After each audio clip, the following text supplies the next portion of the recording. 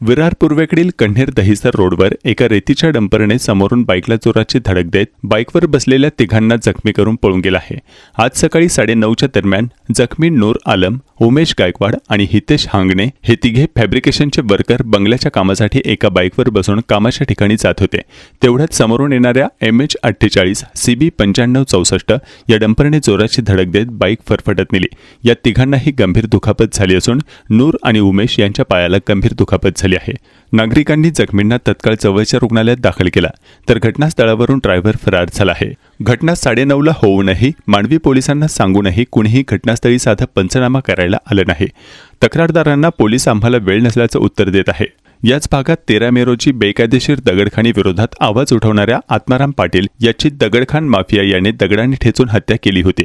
यात रेतीच्या डंपरने तिघांना चिरडलं तरी पोलिसांना पंचनामा करायला वेळ नसल्यानं तेथील तथाकथित माफियांची दादागिरी किती आहे आणि पोलीस प्रशासनाची साथ कशी आहे हे पुन्हा एकदा दिसून येत असल्याची तक्रार स्थानिक नागरिक करत आहेत।